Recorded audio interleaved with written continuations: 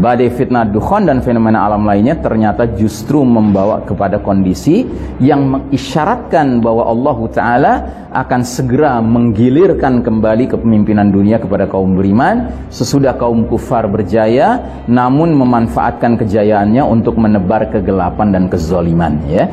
Jadi mau tidak mau nanti jadwal kita berpindah dari posisi di bawah garis merah ke atas ini, ya, sudah istilahnya tinggal tunggu waktu saja.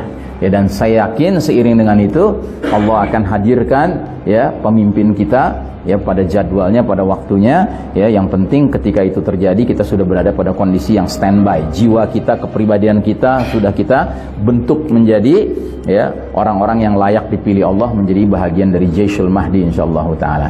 Dan kalau sudah demikian, berlakulah sunnatut tadawul, ya, sunnah pergiliran berlaku. Wa tilkal ayyamu nudawiluha bainan nas. Demikianlah hari demi hari masa kejayaan dan keruntuhan, kemenangan dan kekalahan kami pergilirkan di antara umat manusia agar mereka bisa mendapat pelajaran. Jadi sekarang kita berada di bawah garis merah, ya, giliran kalah, tapi nanti akan tiba jadwalnya giliran kita berjaya kembali, ya. Bukan soal nunggu giliran itu yang penting, tetapi mempersiapkan diri untuk dipilih oleh Allah menjadi bagian yang turut menjemput kemenangan itu yang penting. Soal kita mengalami tidaknya nggak ada masalah, itu terserah Allah, ya kan.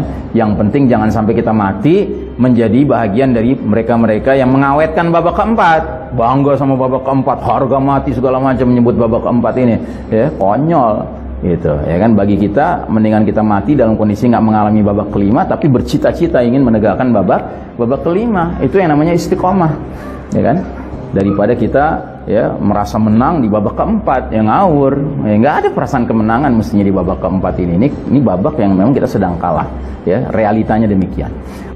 Hadis tentang umur umat Islam 1500 tahun, ya, ini dhaif, ya, hadisnya dhaif, ya. Dan memang sebenarnya ada beberapa ulama masa lalu yang memberikan komentar terhadap hadis ini.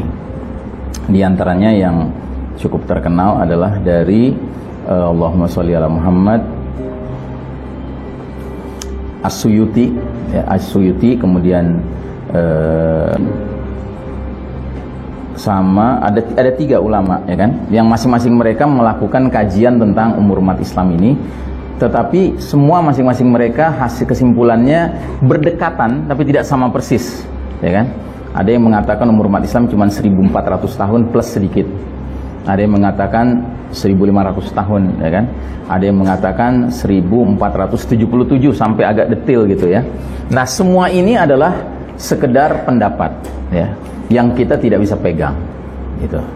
Cuman yang jelas dari apa yang kita sudah alami sampai saat ini, ya, dan kita sekarang sudah berada di babak keempat sekarang ini, memang kalau dilihat, jika benar bahwa babak keempat ini sudah tinggal sedikit waktu lagi untuk kita kemudian masuk ke babak kelima, maka dari pemahaman kita tentang babak kelima sebagai babak terakhir itu tidak akan berlangsung lama, ya.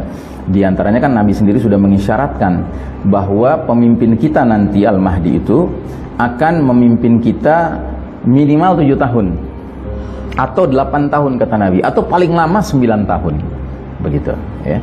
Sedangkan wafatnya Al-Mahdi dengan kemudian berakhirnya dunia ini itu nggak lama, ya, nggak lama. Sehingga kalau kita kaitkan, kita korelasikan, memang ada kemiripannya. Cuma menurut hemat saya ini nggak perlu jadi isu buat kita, ya, karena buat kita yang paling penting adalah mengisi waktu yang Allah berikan kepada kita masing-masing dengan sebaik-baiknya. Itu yang paling pokok, gitu. Sekedar mengetahui bahwa dunia ini sudah tua sekali, ya, itu penting. Tetapi itu nggak perlu sampai membuat kita nggak makan nggak kenyang, tidur nggak nyenyak gitu kan, mikirin sampai tahun berapa, ya nggak perlu, nggak ada gunanya, nggak ada manfaatnya, gitu. Yang penting kita tahu saja bahwa kita sudah di babak keempat, dan boleh jadi berakhirnya babak keempat nggak lama lagi, yang di satu sisi mengandung kebahagiaan. Karena apa? Babak kelima kan babak kejayaan. Tapi di lain sisi, makin dekatnya babak keempat berakhir, juga makin dekatnya terjadi bencana-bencana alam, gitu, mau tidak mau, gitu. Nah, jadi semuanya ada plus minusnya, ya, masing-masing. Ya, kalau benar babak keempat ini sudah hampir berakhir, ya berarti kita bersyukur bentar lagi kejayaan datang. Tapi di lain sisi kita juga harus sadar babak keempat tidak mungkin berakhir tanpa terjadinya bencana-bencana dahsyat. Karena itu sunnatullah. Sunnatullah, inna ma'al usri yusran. Bersama kesulitan ada ada kemudahan. Bersama kesulitan ada kemudahan.